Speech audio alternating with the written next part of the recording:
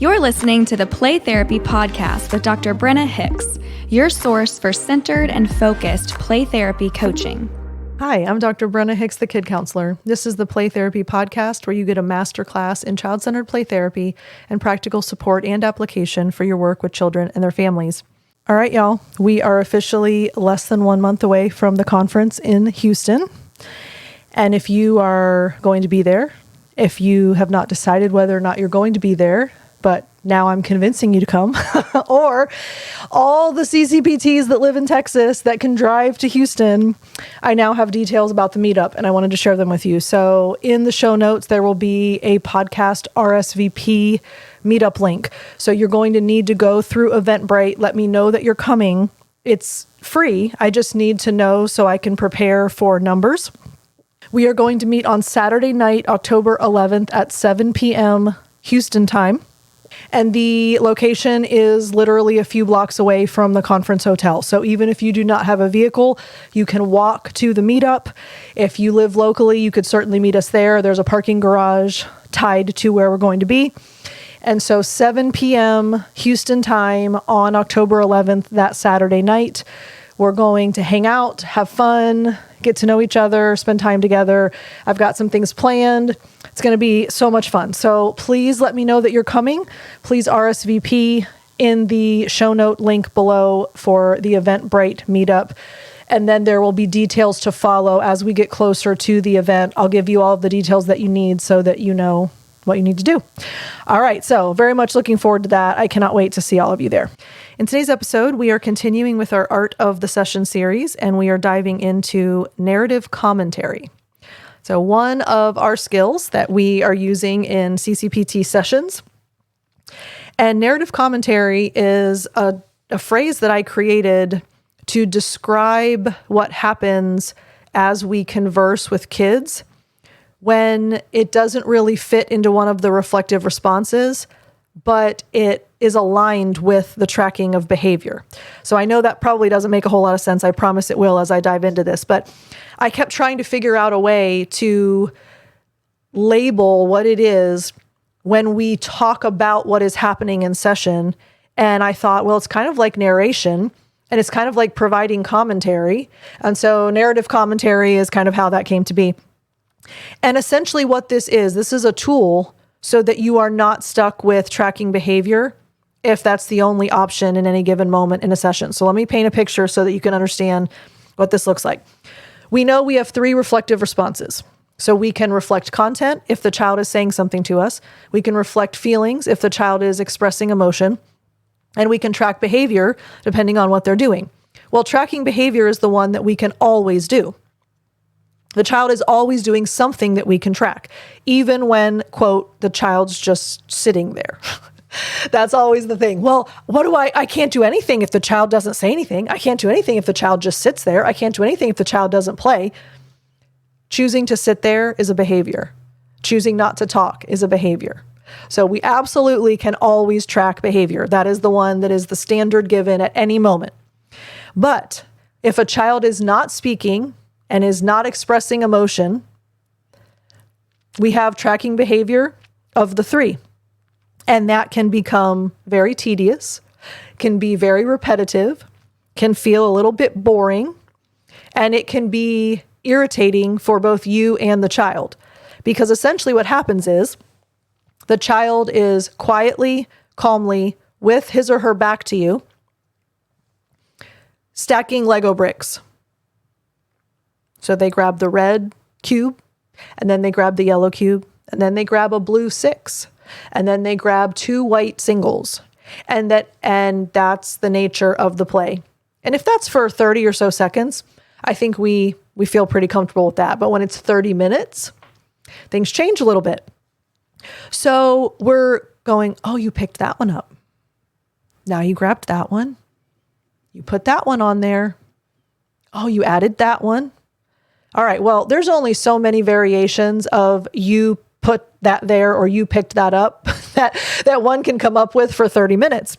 And this is where it becomes difficult because you need something else, because at some point the kid's going to be like, will you stop?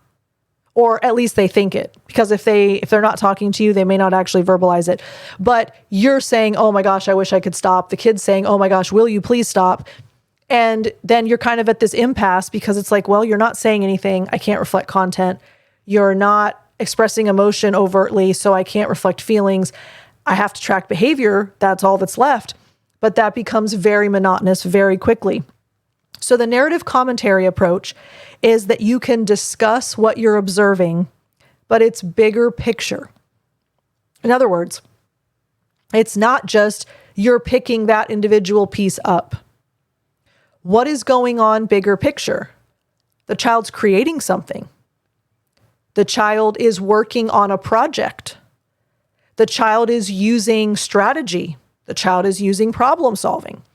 We can see that there are other things going on than just the individual behavior at any given moment. So the narrative commentary serves the purpose of kind of giving observation of what's going on at a higher level. It feels more conversational, number one. Number two, it gives you a variety instead of just saying the same thing over and over. This is especially true when a child is painting or coloring. So we're not supposed to label the colors. We're not supposed to identify anything that the child hasn't. So they're quietly sitting there coloring and you say, oh, you picked that one up now. You colored that part. You put that one down. Oh, you chose a new color. You colored that one right there. Oh my gosh. I mean, you can do it, but gosh, you'd like a little bit more of an option. So typically when you provide narrative commentary, you're giving observational thoughts from your perspective of what's happening.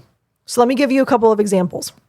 So instead of saying, you picked that up, child goes over and starts grabbing all the army stuff. They are the most soft, sweet, gentle, soft-spoken, just really, really even, gentle interaction. So that for them might be like, you're gathering all the supplies that you need. That's their personality. I am much more emphatic. You should see me gesture while I record episodes. One of these days I'm going to do a video, but you have no idea all the body movement that's taking place when I record podcasts for y'all. Why? Because I'm a gesturer and I move and I'm expressive and my voice changes. That's my personality. So if I'm going to say that, it's, oh, you're gathering supplies so you have everything you need. That's my personality coming out. It gives us more interaction. It gives us more options. So we're not just stuck with this one thing. And I was on a coaching call several weeks ago now. And one of my coaching participants, Sharon, in Egypt, she's an expat from the UK, but she's in Egypt. And she was really struggling to engage verbally often enough. So she said, I'm one that's going to wait longer. Like you said, 5 or 6 seconds. That just seems crazy to me. So she was trying to increase the frequency of her comments. And she said, I finally decided that I needed to assume that the teddy bear in the corner of the room was blind. And everything that I say has to allow the blind teddy bear to have a sense of what's going on in the room. And that's exactly what narrative commentary kind of does. Because think about it, if there's someone who is blind in the room and you say, you put that there, it's real hard to have any idea of what's going on. But if you say, you're gathering all the supplies so you have everything you need, now there's so much more understanding of what's going on. We might not know what supplies, but we know that something along those lines is taking place. So the concept of the blind teddy bear might actually help you. Thank you, Sharon. Because really what we're doing is we're kind of just providing this observational dialogue about what we notice. And it really does change things because kids don't get annoyed. We don't feel like we're just monotonously, rotely saying the same thing over and over again. And it's special to see how the relationship is really at the heart of it. Because the child's personality influences the session, our personality influences the session, and narrative commentary allows those two things to converge. And speaking of, I was watching a different coaching group's play session this week. And Nathan it was his turn to submit the video. And at one point in the session, he says, "You're brandishing the sword with ferocity." And we paused and we talked about that phrase. The kid's like newly 5. And he said, "You're brandishing the sword with ferocity." And I told him that he was born in the wrong era and he really was meant to live in a castle a long time ago. But that is truly Nathan. It is his personality. It is the way that he talks. It's the way that he thinks. I told him he deserves to be like the king's hand. That's the ideal role for him, in my opinion. But you're brandishing the sword with ferocity. That is narrative commentary. And it's personal, and it's relational, and it's observational. And it makes the session feel more genuine. It makes the session feel more real. When kids complain about our reflective responses, it's because they feel contrived to them. And let's go back. We know that it is not the words that we use, and it is not the skills. You could have the skills in a playroom, and that is not enough. It is about relationship, and it is about the connection that's made. So just because you rotely say, "You picked that up," that is not at the heart of CCPT. The heart of CCPT is I'm trying to operationalize what's going on for the child. I'm trying to see this through the child's eyes. So if it makes sense for you to say, "You're brandishing the sword with ferocity," because that's your personality and that's what's going on with the kid and that's your way of connecting, that's what narrative commentary does. It adds some flavor. It does not derail the session. You don't get to go rogue. You don't get to talk about whatever you want to talk about. You don't get to narrate and give commentary on the weather or school or anything else outside of the session. That is not what it is for. But if you are on target and you are saying something that is 100% attuned and engaged with what that child is doing, it gives you an alternative to the simple tracking behavior.